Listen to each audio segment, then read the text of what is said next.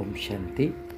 आज की अव्यक्त मुरली 4 सितंबर 2005 की इस मुरली में बाबा ने हमें कहा और वरदान भी दिया कि ना दुख देना है ना दुख लेना है। बाबा ने कहा कि वरदान है कि अगर कोई दुख दे तो भी आप दुख लेना नहीं है, वो दे लेकिन आप लेना नहीं है। तो हम सब ब्राह्मण आत्माओं का ये तो लक्ष्य रहता है कि हम किसी को दुख नहीं देते हैं या नहीं देने का लक्ष्य रहता है, लेकिन दुख लेना नहीं है, इसके ऊपर आज हम थोड़ा चर्चा करेंगे कि अगर हमें कोई दुख दे और हम दुख कैसे नहीं लेंगे। अगर आज की मुरली पढ़ेंगे तो इस मुरली में बाबा ने ऐसे भी एक विधि बताए हैं कि अगर अपने साथियों से, अपने कार्यकर्ताओं से कोई अगर हमें दुख दे रहे हैं तो बाबा ने बोला है कि अगर आप अधिकार से ऐसे समय पर दिल से मेरा बाबा कहेंगे, परमात्मा बाबा, मेरा बाबा, तो भगवान सदा हाजिर है, यानी बाबा की मदद हमको उस समय मिल सकता है। तो ये तो एक विधि बाबा ने मोटे रूप में बताए हैं, उसे हम और थोड़ा गहराई से समझते हैं। देखिए, हमें दुख होता है इसका मतलब हमारे अंदर देहभान है, क्योंकि बाबा ने कहा है कि अगर देहभान है यानी अगर हमको अभिमान आता है तो हमको अपमान का फीलिंग होता है, वो तो ठीक है। लेकिन जब कोई दुख देता है उसको हम इस गहराई से समझेंगे कि दुख दूसरे से हम किस किस तरीके से मिलता है। कुछ पॉइंट्स को पहले देखते हैं, फिर उसको कैसे नहीं लेंगे उसके ऊपर हम चर्चा करेंगे। देखिए, अक्सर कर जब हमारा कोई निंदा करता है, ग्लानि करता है, हमको दुख होता है, पहला पॉइंट। दूसरा पॉइंट, जब कोई हमारा बात सुनता नहीं है, हम बोलते हैं हमारा बात मानता नहीं, सुनता नहीं, चाहे छोटे ही या बड़े हो, फिर हमें दुख होता है। तीसरा पॉइंट, जब हमारा इच्छा मुताबिक काम नहीं होता है, हम चाहते हैं इससे होना चाहिए या हमारे हिसाब से सिस्टम चलना चाहिए, नहीं होता है तो फिर हमें दुख होता है। चौथा पॉइंट, जब हम जिनसे हो, चाहे अड़ोस पड़ोस हो, चाहे कलीग्स हो, फ्रेंड्स हो, हम एक साथ में और वो बहुत आगे चले जाते हैं, उनको ज़्यादा सफलता मिल जाता है, तब कहाँ ना कहाँ, भले हम बताए नहीं बताए, हमारे अंदर कहाँ ना कहाँ थोड़ा सा सूक्ष्म में दुख होता है। फिर जब हमें कोई कार्य करते हैं और उसके बदले हमको उचित रिस्पेक्ट नहीं मिलता है या हमें कोई पूछता नहीं है, या बाबा के लैंग्वेज में कहेंगे हमको मान शान नहीं मिलता है, तो फिर हमको दुख होता है। ट्रू फैक्ट है। छठा पॉइंट, जब कोई हमारा कमी कमजोरी को पॉइंट आउट करते हैं ना कि तुम तो ऐसे हो, तुम्हारे अंदर ऐसे हो, फिर हमें कहाँ ना कहाँ सूक्ष्म में दुख होता है। दूसरों की व्यवहार से या हरकत से, मान लो हम किसी के साथ रहते हैं, उनका कोई व्यवहार हमें अच्छा नहीं लगता है, हम बोलते हैं और फिर वो सुनते हैं नहीं है, तो फिर हमें दुख होता है। जब हमें कोई मेंटल टर्चर भी करता है तो फिर दुख होता है। 9वां पॉइंट। 10वां पॉइंट, अगर हमें कोई फिजिकली अब्यूज भी करता है तो फिर दुख होता है, या हमारा धन कोई हड़प लेता है तो फिर हमें दुख होता है। नेक्स्ट पॉइंट है, प्रकृति से या गवर्नमेंट, सोसाइटी से हमारा कहाँ ना कहाँ अपेक्षा होता है, जब वो अपेक्षा पूर्ण नहीं होता तो फिर दुख होता है। जैसे प्रकृति का दुर्विपाक हो गया, सडनली बारिश हो गया, अकाल पड़ गया, तो हमें दुख होता है। तो अभी इन ऐसे बहुत सारे दुखों के सोर्सेस है, अभी इससे हम खुद को कैसे मुक्त रखेंगे उसके ऊपर अभी चिंतन करेंगे। तो इसके लिए बाबा ने समय प्रति समय हमको नॉलेजफुल बना करके ज्ञान दिए हैं, जिसे हमें अप्लाई करना है। पहला है ड्रामा का एक्यूरेट नॉलेज। हम सब जानते हैं ड्रामा के ऊपर बाबा ने हमको काफ़ी कुछ बताया है। ड्रामा कल्याणकारी है, एक्यूरेट है, जो हो रहा है अच्छा हो रहा है। तो उस पॉइंट को अगर जिस पॉइंट से हमको दुख मिलता है उसके मुताबिक उसे यूज करेंगे तो हम उस दुख के प्रभाव से मुक्त रहेंगे। दूसरा, एक टेक्निक बाबा ने बहुत असरदार टेक्निक बताया है हमें, जिसको न्यूरो लिंग्विस्टिक प्रोग्रामिंग NLP में कहते हैं रिफ्रेमिंग, और बाबा कहते हैं उसे नेगेटिव को पॉजिटिव में परिवर्तन करो। तो जब हमें कोई दुख देता है तो उसको हम देखने का नज़रिया अगर चेंज कर सकते हैं तो फिर हमें दुख का ज़्यादा महसूस नहीं होगा।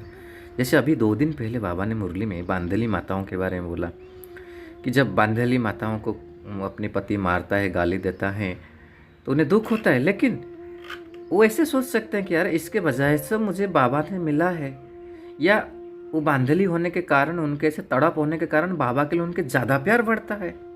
तो क्या किया है, हम नेगेटिव को पॉजिटिव परिवर्तन करते हैं। अगर वो हमें दुख नहीं देते, शायद बाबा के लिए हमारे लगन नहीं बढ़ता है। इसलिए महाभारत में दिखाते हैं, कुंती ने हमेशा श्री कृष्ण को कहा है, ए गिरिधर गोपाल, मुझे हमेशा दुख देना। क्यों दुख देना? क्योंकि आप दुख दोगे तो मैं आपको याद कर पाऊंगी, नहीं तो मैं आपको याद नहीं कर पाऊंगी। मतलब एक नेगेटिव पॉइंट को हम कैसे पॉजिटिव में चेंज करना है। ऐसे हमारे सामने जब कोई परिस्थिति आती है, हमें क्या सोचना है, मेरे पास या कोई दुख का पहाड़ आया कि नहीं, ये मेरा उन्नति की सीढ़ी है, स्टेपिंग स्टोन है, ये आया है मुझे आगे बढ़ाने के लिए। ये नहीं होता तो आज मैं ऐसे स्ट्रांग नहीं बन पाता। तो ऐसे हर दुख को, पॉइंट्स को हमें कैसे हमारे उस मोटिवेशन का पॉइंट के हिसाब से चेंज करेंगे।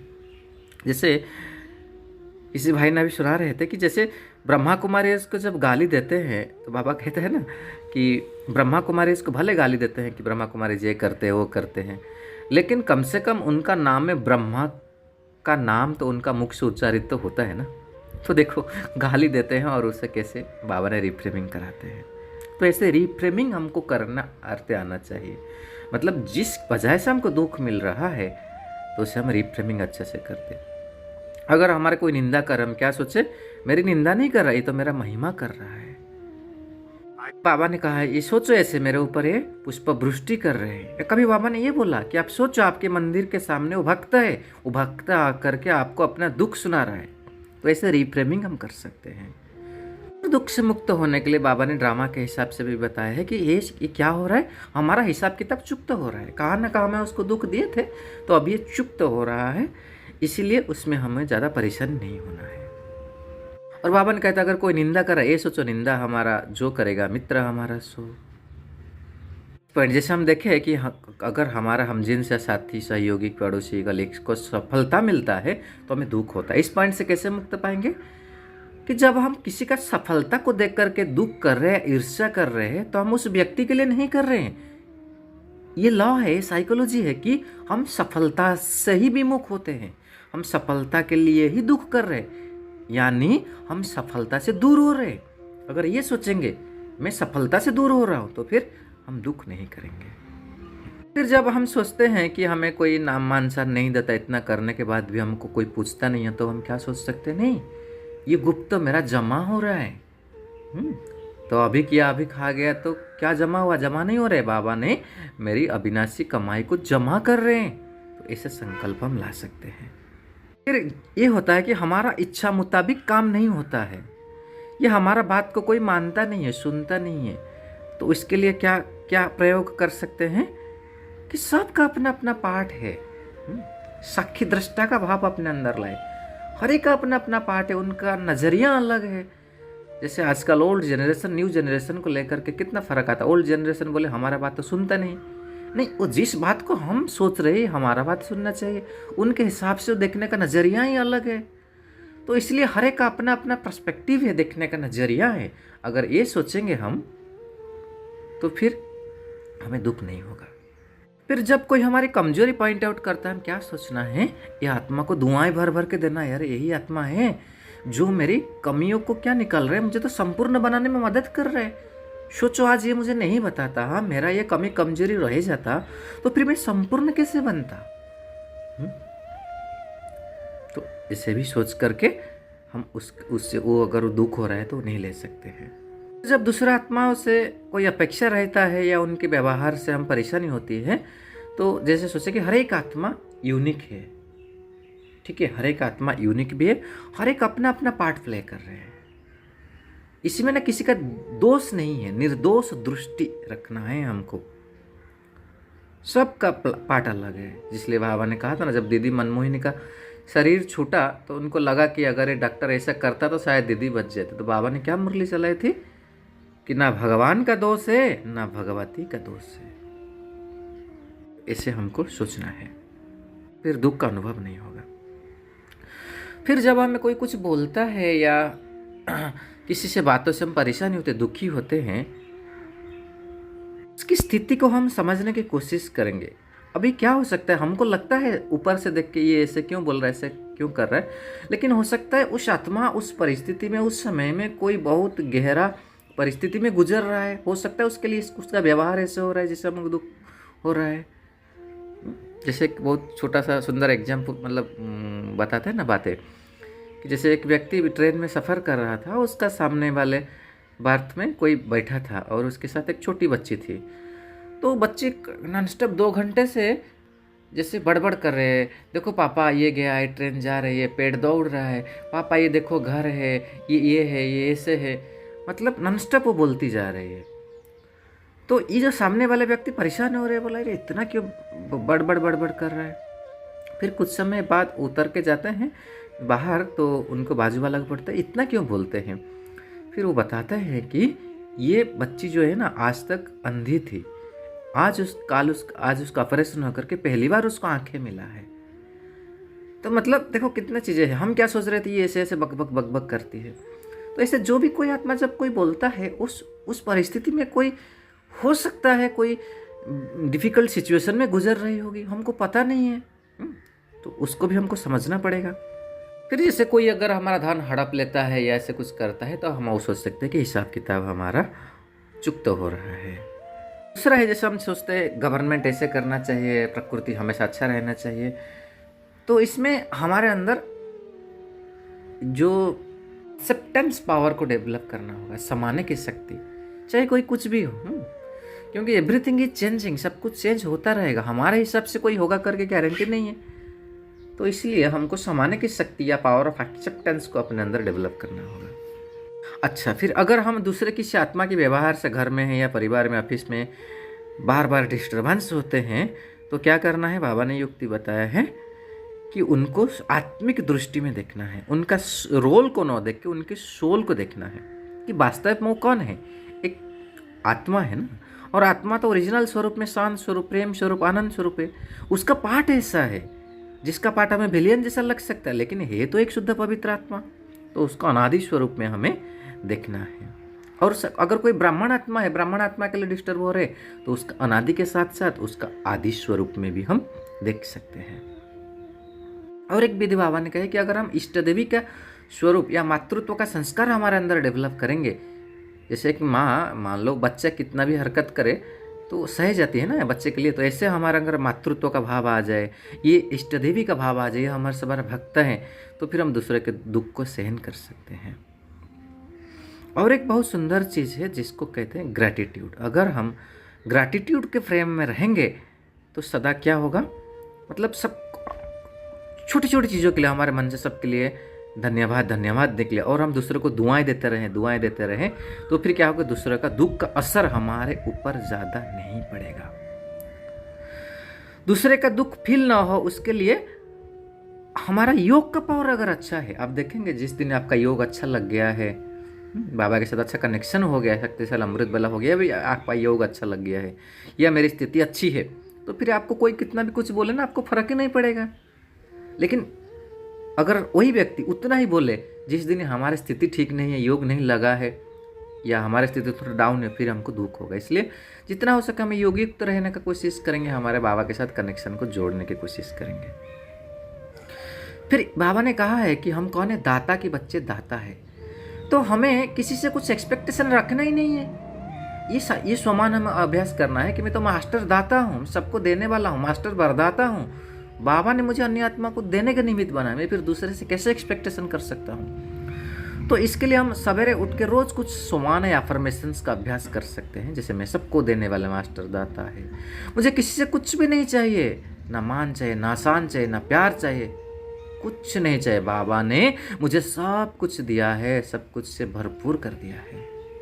मैं तो सबको देने वाला दाता हूँ, मैं सर्व खजाने से भरपूर हूँ, बाप समान संपन्न संपूर्ण आत्मा हूँ। ऐसे अपने अपने हिसाब से स्वमान का भी हम अभ्यास कर सकते हैं।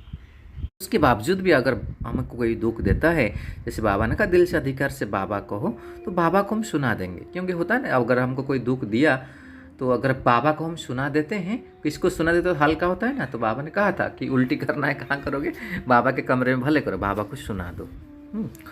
और एक तरीका ये है, जब कोई दुख हमें देता है तो उसको जब बार बार हम सोचते हैं ना, उसको वो और दुख देता है। वो तो बोल के चला गया बोलने वाला व्यक्ति, वो बिंदास घूम रहा है और उसके बाद को पकड़ कर हमें दुख हो रहा है। इसलिए हमें क्या करना है कि हमारा माइंड को डाइवर्ट कर देना है। या तो कोई मुरली का पॉइंट्स पढ़ लो, कोई क्लास सुन लो, कोई गीत सुन लो, प्रकृति के बीच में चले जाओ, थोड़ा टहल लो। तो मतलब उसी सिचुएशन में अपने आप को मत रखो। तो फिर वो दे दिया, फिर हमारा, क्योंकि उसके बाद में उसका इफेक्ट डाइल्यूट हो जाता है। जितना उसको हम चिंतन करते हैं अपने अंदर, फिर दुख ज़्यादा होता है। इसलिए डाइवर्सन टेक्निक हम यूज कर सकते हैं।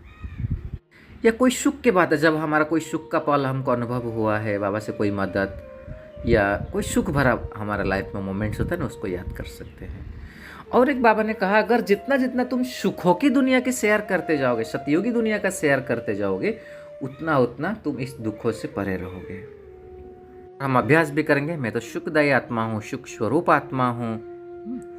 और एक टेक्निक, जैसे दादी प्रकाशमणि क्या कहती थी, इनको किसने पूछा, दादी आपको इतना सब लोग ये भी सुनाता है वो भी सुनाता है, आपको दुख नहीं होता है, आपके ऊपर प्रभाव नहीं करता? दादी कहती है कि मैं तो सदा प्रकाश की काया के अंदर रहती हूँ, मैं अनुभव करती हूँ मेरे अंदर सारे प्रकाश की काया। कोई आया बोला चला गया, बस मेरे अंदर नहीं जाता है, क्योंकि मैं उस समय बाबा को साथ रखे प्रकाश की काया जैसे, बाबा मेरे छत्र छाया है और मेरे चारों ओर एक प्रकाश का काया जैसे है, ऐसे मैं अनुभव करती हूँ। तो फिर चाहे कोई कुछ भी बोले, हमें दुख फीलिंग नहीं होगा। एक्चुअली और भी थोड़ा गहराई से सोचेंगे तो दुख होता है हमें, इसका मतलब एक जब हम फीलिंग में लाते हैं। मान लो आपने मुझे कुछ कहा, कह दिया, आप चले गए, लेकिन उसको जब मैं गहराई से सोचती हूँ, जैसे बाबा कहते ना, सोच करके उसको मोटा करते, बड़ा करते, वृत्ति बन जाती, तो हमारे फीलिंग में आ जाती। तो फीलिंग लेवल में हम लाने नहीं देना है, मतलब टेक इट ईजी ले लेना है। एक जैसे ना ईजी का संस्कार, ठीक है ना, बोल दिया यार, कोई बात नहीं। जैसे आजकल के बच्चे अभी लड़ेंगे, अभी झगड़ेंगे, फिर अभी साथ में चलेंगे, मतलब वो दिल से नहीं लेते हैं, फीलिंग में भी नहीं लेते हैं ना। तो उस टाइप का हमको दिल से नहीं लेना है, अंदर से फीलिंग में नहीं लेना है। एक टेक इट ईजी का संस्कार हम अपने अंदर अगर बना करके रखेंगे तो फिर हम दुख नहीं ले सकते हैं। इसके साथ साथ हम और कुछ टेक्निक्स यूज कर सकते हैं, जैसे एक्सेप्टेंस इंस्टेड ऑफ रेजिस्टेंस। जैसे sorrow grows when you resist it, so accept that pain is a part of your life ना, and say to yourself this hurts me and that's okay। जब हम ऐसे खुद को बोलेंगे, ये इंटरनल स्ट्रगल को रिड्यूस करेगा। जब हम उसे रेजिस्ट करते हैं ना, तो वो और बढ़ता है। और दूसरा, जैसे हम देखें कि शिफ्ट योर फोकस है, move your attention to something outside, जैसे नेचर में म्यूजिक सुनना, बाबा के गीत सुनना, उस टाइप का। और एक बहुत सुंदर हम उसे मेटाफर के हिसाब से यूज कर सकते, observe don't identify, means treat sorrow like a passing cloud. एक बादल आया, बादल उड़ के चला जाएगा, सो उसे हम ऑब्जर्व करना है, साक्षी दृष्टा करना है, उसको आइडेंटिफाई नहीं देना है। उसको मैं जब आइडेंटिफाई करके देता हूँ तो फिर क्या होता है, मेरे अंदर दुख होता है। और जैसे अभी हम बोल रहे थे कि फिजिकल मूवमेंट करना, कुछ एक्सरसाइज करना, स्ट्रेच करना, डांस करना, नेचर के बीच में घूमना, वो भी बहुत असरदार टेक्निक होता है। ग्रैटिट्यूड का प्रैक्टिस भी हम देखें, किसी को बोलना तो बाबा को अगर बोल देते हैं। और जब हम कुछ क्रिएटिव करने लगेंगे, फॉर एग्जांपल ड्राइंग करेंगे, कुछ लिखेंगे, गार्डनिंग करेंगे, कुकिंग करेंगे, उस टाइप का करने से भी वो दुख का प्रभाव चला जाता है। और एक बाबा ने जैसे कहते हैं ना, ये करना है नथिंग न्यू, ये मोमेंट भी चला जाएगा है।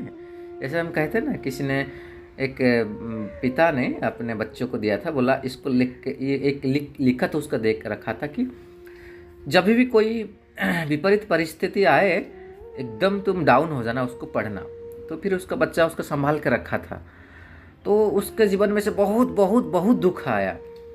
तो फिर लास्ट में सोचा, अभी मुझे पिताजी ने कुछ तो मंत्र दिया था, मैं देखता हूँ। तो खोल के देखता है कि उसमें ही लिखा था, this moment will also pass away, ये वक्त भी गुजर जाएगा। ये आया है गुजर जाएगा, अगर ऐसे सोचेंगे तो हो जाएगा। और एक है कि हेल्प अदर्स, जब हम जितनों को दूसरों को मदद करते जाएंगे तो हमारा पर्सपेक्टिव भी शिफ्ट होगा और उनकी दुआएं हमें मिलेगी, तो फिर वो भी हम दुख से मुक्त हो जाएंगे। तो ये कुछ पॉइंट्स था आज के कि हम दुख कैसे नहीं लेंगे उसके ऊपर। तो आप भी और चिंतन करेंगे, और भी कुछ पॉइंट्स हैं, आप चिंतन करके अवश्य शेयर करें, कमेंट करें। अच्छा, ओम शांति। शुक्रिया बाबा, शुक्रिया।